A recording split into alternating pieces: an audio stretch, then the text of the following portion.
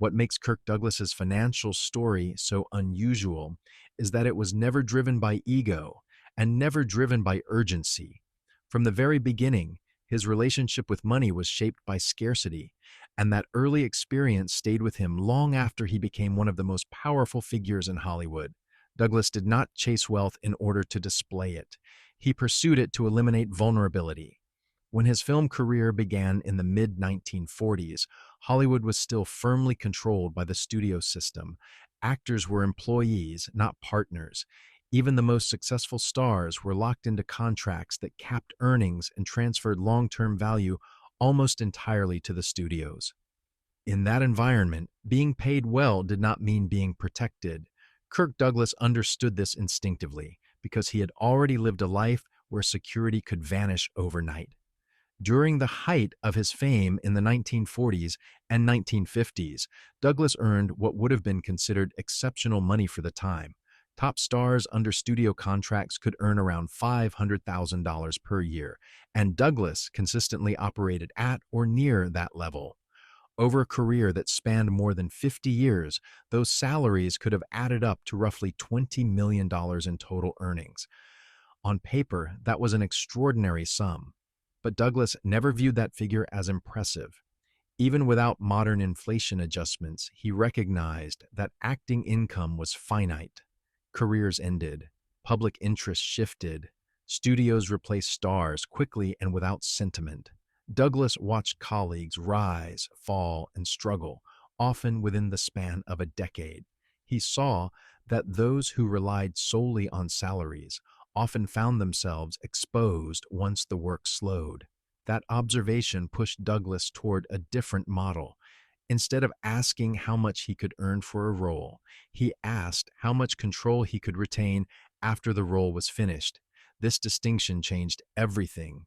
Ownership became the cornerstone of his financial strategy. Douglas did not want to be paid once. He wanted to be paid repeatedly, quietly, and long after the public stopped paying attention. This philosophy led directly to the formation of Brinet Productions, a company that allowed him to operate not just as talent, but as an owner and decision maker. The significance of Brinet Productions cannot be overstated. At a time when studios resisted sharing power, Douglas insisted on it. He used his star status as leverage, choosing projects that gave him equity rather than prestige alone. This approach culminated in Spartacus, a film that would become both a cultural milestone and a financial turning point. Douglas made a decision that few actors of his era would have dared to make. He declined a traditional acting salary and instead took a controlling share of the film's profits. 60% of the net profits would belong to him. If the film failed, he would earn little. If it succeeded, the upside would be enormous. The gamble worked. Spartacus became a global success, generating profits just under $20 million. Douglas's share transformed that single project into one of the most lucrative financial decisions of his life. More importantly, it validated his belief that ownership, not wages, was the path to real wealth. This success reinforced a pattern. Douglas continued selecting projects that allowed him to maintain financial participation beyond upfront compensation. He understood that the true value of a film often emerged years later through re-releases, licensing, and distribution. By retaining ownership stakes, he positioned himself to benefit from that long tail. At the same time, Douglas was careful not to confuse income with permanence. Money earned needed to be anchored somewhere stable. For him, that anchor was real estate. Douglas believed deeply in land as a store of value. Unlike fame, land did not age. Unlike box office success, it did not depend on public taste. He invested heavily and deliberately, choosing properties with long-term appreciation potential rather than short-term visibility. His most notable real estate involvement came through a joint venture in Marina del Rey, where he held 50% ownership of the land on which the shore's luxury apartments were built. At the time, the development cost just over $150 million, an immense sum by mid-20th century standards. Douglas did not need to manage the property personally. His value lay in ownership itself. Over decades, the land appreciated dramatically, becoming one of the most valuable components of the Douglas family fortune. As his financial world expanded, so did its complexity. Multiple revenue streams, production interests, real estate holdings, and investments required structure. That structure came in the form of a family trust, established and managed largely under the direction of his wife, Anne Douglas. The trust was not a passive arrangement. It was a sophisticated financial tool designed to unify the family's business operations, protect assets, and minimize unnecessary tax exposure. Through the trust, income could be allocated strategically, gains could be sheltered, and transitions could occur smoothly without triggering destructive tax consequences. This structure allowed the Douglas family to think in decades, not years. Wealth was no longer something to defend reactively. It was something to guide intentionally. As stability increased, Douglas's priorities evolved. He reached a point where accumulation alone no longer satisfied him. Security had been achieved. Control had been achieved. What remained was purpose. Philanthropy became that purpose.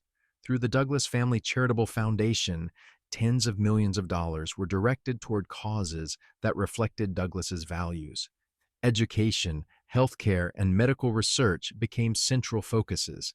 Among the most significant commitments were donations exceeding $40 million toward Alzheimer's disease treatment and research. These were not ceremonial gifts. They were sustained investments in outcomes. Douglas did not wait until death to give. He gave while alive, while engaged, and while fully aware of the financial implications. Each donation reduced the size of his eventual estate, and he accepted that trade-off willingly. Wealth to him was not meant to be preserved at all costs. It was meant to be deployed. Despite this generosity, the Douglas fortune remained robust. The trust structure ensured that giving did not undermine stability. Production interests continued operating. Real estate appreciated. Investment portfolios remained diversified. Even as money flowed outward, the foundation held. In his later years, Douglas remained intellectually active and creatively engaged. He wrote 10 books, not as a financial necessity, but as an extension of his identity. Writing gave him relevance beyond acting and allowed him to remain connected to an audience without relying on the screen. Being recognized as the world's oldest celebrity blogger was less a novelty than a reflection of his refusal to disengage from the world. By the time Douglas entered his final decade, the architecture of his financial life was complete. The production company continued operating. The trust governed assets with precision. The charitable foundation maintained its mission. Everything had been designed to endure without him. When Anne eventually passes, assets will transfer efficiently to heirs through the trust, avoiding the fragmentation and heavy taxation that often dismantle estates of comparable size. Film rights, real estate holdings, stock portfolios, and cash reserves will remain intact, ensuring that the Douglas legacy continues in both financial and philanthropic form. Perhaps the most quietly powerful element of this story is continuity. Kirk and Anne Douglas remained married for more than 60 years. In an industry defined by divorce and division, their partnership allowed wealth to compound uninterrupted. There were no forced asset splits, no competing claims, no erosion through separation. Everything moved in one direction. In the end, Kirk Douglas's financial success was not accidental. It was not the result of a single role, a single deal, or a single investment. It was the product of a lifetime of disciplined thinking, shaped by poverty, sharpened by observation, and executed with patience. He understood that fame fades, but ownership remains. That income is temporary, but structure endures. That money alone is not power unless it is controlled. And that understanding is what ultimately allowed him to leave behind not just a fortune, but a system capable of sustaining it, long after his name faded from marquees.